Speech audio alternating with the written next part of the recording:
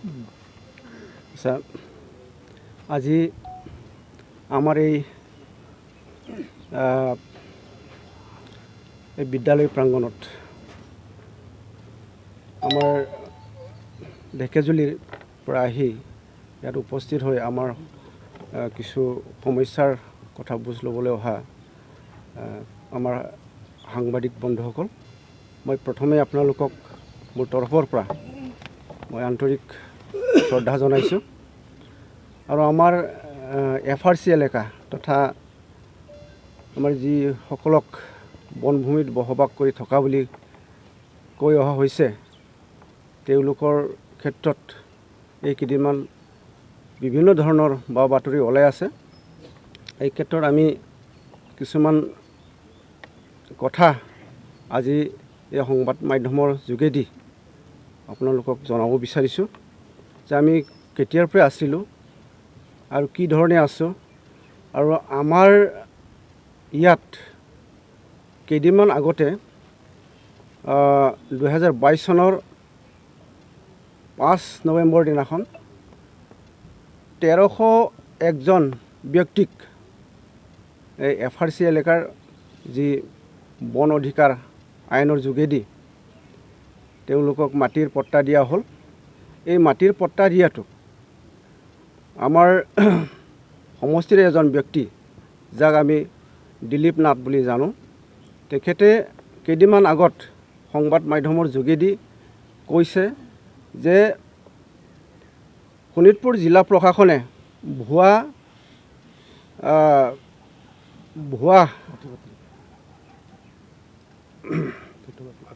ভুৱা তথ্য পাতিৰ যোগেদি তথা খাদ্য যোগান যিটো এইটো কি বুলি কৈছিলে, ৰেচন কাৰ্ডৰ যোগেদি মাটিৰ পট্টা দিয়া বুলি খুব সজোৰে দাম্ভিকতাৰে তেওঁ ক'ব বিচাৰিছে। তো আমি এই ক্ষেত্ৰত আমি ক'ব বিচাৰিম যে আমাৰ হাতত থকা যিখিনি প্ৰমাণপত্ৰ, এই প্ৰমাণপত্ৰৰ যোগেদি আমি তেওঁক এটা কথা জনাব বিচাৰিছোঁ আজিৰ সংবাদ মাধ্যমৰ যোগেদি।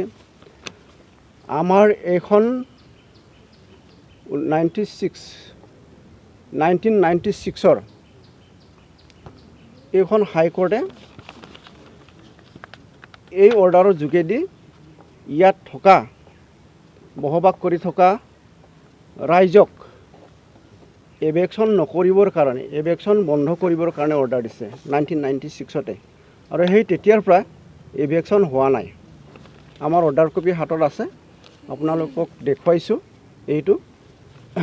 ইয়াৰ লগতে আমাৰ হাতত আছে 2005 চনৰ 1/1/2005 চনৰ ভোটাৰ লিষ্ট, এইটো আপোনালোকক দেখাইছোঁ। এইটো 1/1/2005 চনৰ ভোটাৰ লিষ্ট। ইয়াত 28,000 মানুহৰ নাম অন্তৰ্ভুক্ত হৈ আছে। এইটো অফিচিয়েলি আমি বিচাৰি আনিছোঁ, আমি বনোৱা নহয়। ইয়াৰ পিছতে আমাৰ সংবিধানখন আছে একখনক দেখুৱাইছোঁ। ইয়াত অসমীয়া সংস্কৰণত দিয়া আছে। ইয়াত কোৱা হৈছে যে যিসকল লোকে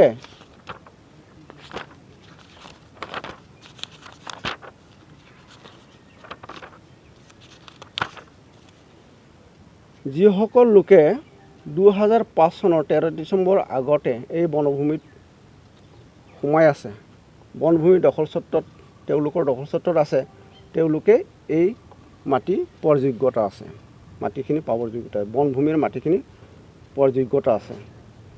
গতিকে আইনখনে স্পষ্ট কৰিছে যে এই মাটি মালিক আমি হ'ব পাৰোঁ, জনজাতি হিচাপে আমি এই মাটিৰ মালিক হ'ব পাৰোঁ। ইয়াতে কিমানকৈ মাটি পাব ইয়াতে স্পষ্ট উল্লেখ কৰিছে। আৰু প্ৰকৃত দখলৰ ক্ষেত্ৰত কোনো কাৰণতে 4 হেক্টৰতকৈ অধিক ভূমি হ'ব নোৱাৰিব। 4 হেক্টৰলৈকে পাৰে। গতিকে এইটো 4 হেক্টৰলৈকে দিয়াৰ এটা ভাৰত চৰকাৰে আইন প্ৰণয়ন কৰিছে, যাক বন আইন বুলি কোৱা হয়।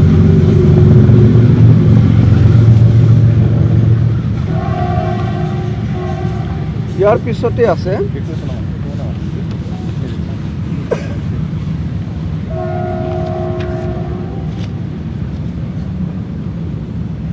ইয়াৰ পিছতে 1301গৰাকী ব্যক্তিক ভূমি পট্টা যিখিনি দিয়া হ'ল এইটো সুপ্ৰিম কোৰ্টৰ স্পেচিয়েল অৰ্ডাৰ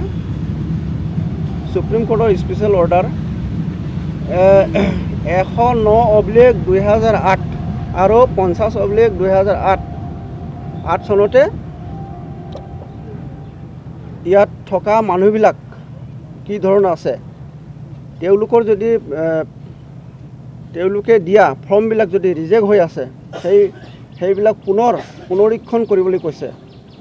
এইবিলাকক আকৌ ৰিভিউ কৰিবলৈ কৈছে। ৰিভিউ কৰি তেওঁলোক যদি পোৱাৰ যোগ্য হয় সেইটো দিবলৈ কৈছে।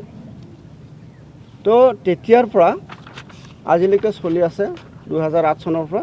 আৰু ইয়াতে কৈছে যে এইখিনি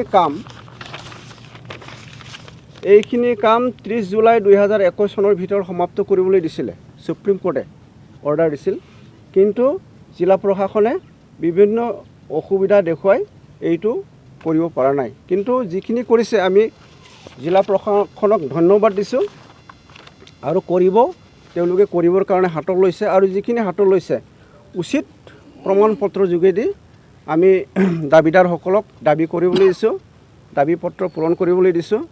আৰু ঠিক আমাৰ বনভূমিত বসবাস কৰি থকা দাবীদাৰসকলে ঠিক তেনেকৈ দাবী কৰিছে। গতিকে এই ক্ষেত্ৰত কোনো ভুল নাই। আমি ভুৱা ৰেচন কাৰ্ড দি তেনেকুৱা মাটি দাবী কৰা নাই। আমাৰ কেইদিনমান আগত আমাৰ দিলীপ নাথ ডাঙৰীয়াই যিটো কথা কৈছে ভুৱা ৰেচন কাৰ্ডৰ যোগেদি শোণিতপুৰ জিলা প্ৰশাসনে মাটিৰ পট্টা দিয়া বুলি কৈছে। আৰু তেওঁ লগতে কৈছে যে 75 বছৰ থাকিলেহে সেই মাটিত 75 বছৰ থাকিলেহে মাটিৰ পোৱাৰ যোগ্য আহৰণ কৰিব পৰা যায়। কিন্তু সেইটো নহয়। জনজাতিসকলৰ কাৰণে 2005 চনৰ 13 ডিচেম্বৰৰ আগলৈকে যিসকলে আছে তেওঁলোকে সেই মাটি পোৱাৰ যোগ্য অৰ্জন কৰিব পাৰে। তো ইয়াত ক'বলগীয়া ইমান নাই যে তেখেতে যিখিনি আস্ফালন কৰিছে সেইটো ভুল। তেখেতে হয়তো যিখন আমাৰ সংবিধান বা act forest dweller forest right act 2006 সেইটো ভালদৰে এক্সাৰচাইজ কৰা নাই।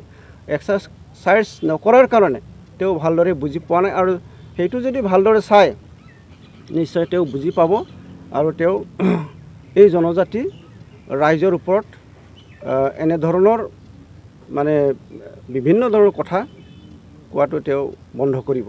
মই আশা কৰিছোঁ আজিৰ পৰা যাতে তেওঁ এই জনজাতিসকলৰ ওপৰত বিভিন্ন ধৰণৰ অত্যাচাৰ কৰাটো বন্ধ কৰিলে ভাল হয়। আমি তেওঁক এই আজিৰ সংবাদমেলৰ যোগেদি আহ্বান জনাইছোঁ। সাংবাদিক বন্ধুসকল, আপোনালোকক সকলোকে ধন্যবাদ জনাইছোঁ। আমাৰ ইয়ালৈ আহি আমাৰ কথাবোৰ মানে ৰাইজৰ আগত অৱগত কৰিবলৈ কাৰণে যি এটা সুযোগ দিছে। তো কথা হ'ল দিলীপ নাথ ডাঙৰীয়াই যে সংবাদমেলৰ যোগেদি যিখিনি তেখেতে আপত্তি দৰ্শাইছে সেইখিনি সম্পূৰ্ণ ভুল। তেখেতৰ মনোবৃত্তিটো একচুৱেলি তেখেতৰ হৈছে ঈৰ্ষা। সঁচা কথা ক'বলৈ গ'লে ঈৰ্ষান্বিত মানুহ। কাৰণ এই অঞ্চলত যে জনজাতি ভূমিপুত্ৰ জনজাতিসকলে আজি ইমান দিনৰ পৰা বসবাস কৰি আছে আৰু ভালকৈ খেতি বাতি কৰি মানে সুখেৰে জীৱন যাপন কৰি আছে, এইটো তেখেতৰ মানে মানি ল'ব পৰা নাই তেখেতে। সেইকাৰণে পাকে প্ৰকাৰে সকলো সময়তে এই অঞ্চলৰ মানুহক মানে বিশেষকৈ খিলঞ্জীয়া অঞ্চল মানে ইফালে হুকৰাজুলিৰ পৰা আপ টু গহপুৰলৈকে গোটেই শোণিতপুৰ মানে অবিভক্ত শোণিতপুৰ জিলাৰ উত্তৰ অঞ্চলত বসবাস কৰা জনজাতি অকল বড়ো নহয়, যিখিনি বড়ো, ৰাভা, চাওতাল এনেকুৱা ধৰণৰ বিভিন্ন ধৰণৰ মানে খিলঞ্জীয়া, কোচ এনেকৈ খিলঞ্জীয়া মানুহ বসবাস কৰি আছে ইয়াত। বহুতৰে মাটি এলটমেণ্ট হৈছে যদি ফৰেষ্ট ভিলেজ হিচাপে, কিন্তু বহুতৰে মাটি আজিলৈকে এলটমেণ্ট হোৱা নাই। তো চৰকাৰে যিটো নেকি 2006 চনৰ বন আইন schedule tribe and other traditional forest dweller act 2006 সেই বিল মতে চৰকাৰে ইয়াত ভূমি দিবলৈ ওলাইছে, এলটমেণ্ট দিবলৈ ওলাইছে, কিছু সংখ্যক মানুহক দিছেও। তো ইয়াত মানে তেখেতে আপত্তি দৰ্শাইছে, RTI কৰিছে। RTI কৰাটো তেখেতৰ এটা মানে পেচাত পৰিণত হৈছে। এটা স্কুল বনালেও RTI, পদ এছোৱা বনালেও RTI, যিকোনো ক্ষেত্ৰতে RTI মানে তথ্য জনাৰ অধিকাৰটো তেখেতৰ আজিৰ তাৰিখত তেখেতৰ মানে পইচা কামোৱাৰ, টকা আহৰণ কৰাৰ এটা মানে কি বুলি ক'ব, এটা মিনছ, এটা আহিলাত পৰিণত হৈছে। আজি এই অঞ্চলত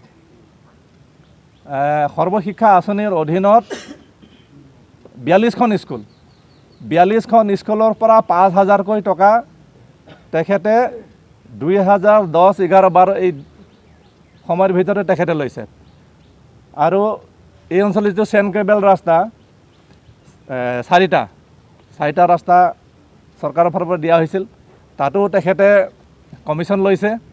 আৰু প্ৰত্যেকটা ক্ষেত্ৰতে আজি এই অঞ্চলৰ যিখিনি খিলঞ্জীয়া মানুহ আছে, মানুহখিনিক অতিষ্ঠ কৰি ৰাখিছে। অকল এই মানুহখিনিকে অতিষ্ঠ কৰা নহয়, আজি DC অফিচ, আজি forest DFO office, ranger office, সকলোকে মানে অতিষ্ঠ কৰি ৰাখিছে। এনেকুৱা অতিষ্ঠ কৰি ৰাখিছে মানে সীমা চেৰাই গৈছে। গতিকে তেখেতক সকীয়াই দিব বিচাৰিছোঁ যে তোমাৰ অতিৰঞ্জিত হৈ গৈছে, গতিকে অলপ সাৱধান হৈ যোৱা, নহ'লে তোমাৰ কপালত দুখ আছে ভাই। সকলো ক্ষেত্ৰতে ইমান সহ্যৰ এটা সীমা থাকে, সীমা পাৰ হৈ গৈছে। এই অঞ্চলৰ মানুহৰ প্ৰতি তোমাৰ কিহৰ ইমান ঈৰ্ষা, কিহৰ ইমান হিংসা? এই অঞ্চলৰ যদি খিলঞ্জীয়া জাতিৰ মানুহখিনিয়ে, ভূমিপুত্ৰ জনজাতিৰ মানুহখিনিয়ে যে খেতি কৰি খাবলৈ কাৰণে মাটি এডৰা পায়, তাতে তোমাৰ কি ক্ষতি, তাতে তোমাৰ কি যায় আহে? চৰকাৰৰ আইন আছে, 2006 চনতে আইন পাছ কৰিছে। সেই আইন মতে ৰাইজে যি পাবলগীয়া আছে পাব।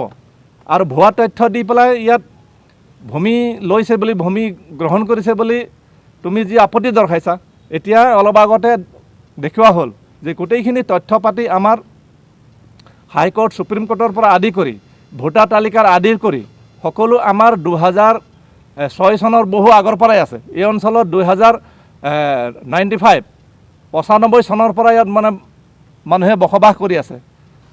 তো সকলো সময়তে এনেধৰণৰ মনোবৃত্তি লৈ থকাটো উচিত নহয়। এইটো তুমি এইটো পৰিহাৰ কৰাটো ভাল।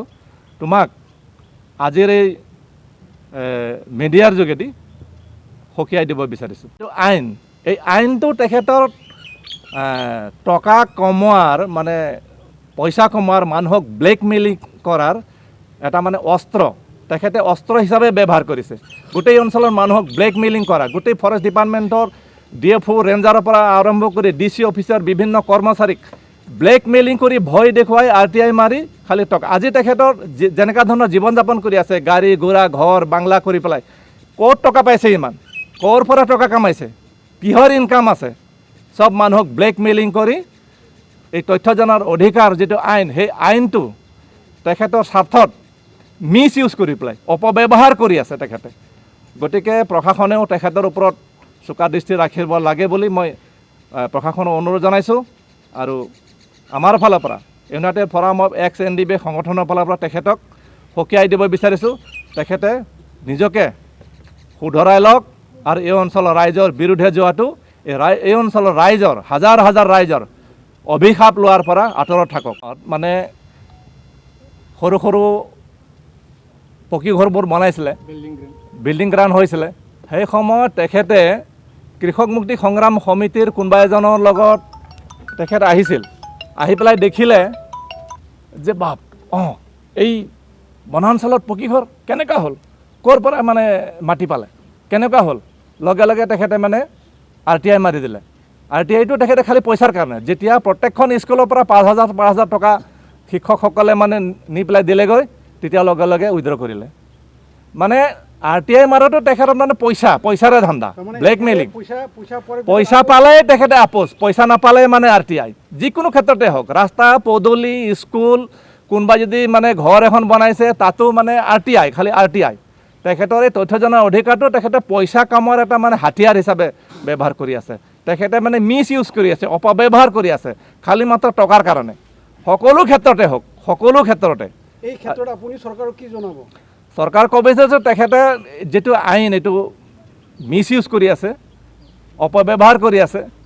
গতিকে চৰকাৰে চোকা দৃষ্টি ৰাখিব লাগে আৰু তেখেতৰ ওপৰত এটা বিহিত ব্যৱস্থা ল'ব লাগে। गोसो गुदुं सोलोंसाफोरनि थाखाय गोजोनथाव खौरां। Gurudev Kalicharan institute of training and मेनेजमेन्टआव 2023-2024 बोसोरनि थाखाय सोलोंसाफोरनि मुं थिसननाया सोलिगासिनो। क'क्राझार सोहोरनि सोनाब फारसे गौरां दैसा सेर डाइट कलेजनि साखाथि क'क्राझार बागिसायाव थानाय Gurudev Kalicharan institute of training and मेनेजमेन्टआव इलेक्ट्रिशियान आरो कम्पिउटार ऑपरेटर आरो प्रोग्रामिंग एसिस्टेंट कोर्सनि थाखाय मुं थिसननाया दासान्दि सोलिगासिनो दं। इलेक्ट्रिशियान कोर्सनि थाखाय मोन 20 आरो COPA कोर्सनि थाखाय मोन 48ल' मासि दं। बेनिखायनो गोसो गुदुं सोलोंसाफोरा थाबैनो मुं थिसननो हागोन। बांसिनै मिथिनो थाखाय नैबे मबाइल नम्बरनि गेजेरजों फोनांजाब खालामनो हागोन। Mobile number 9864770127।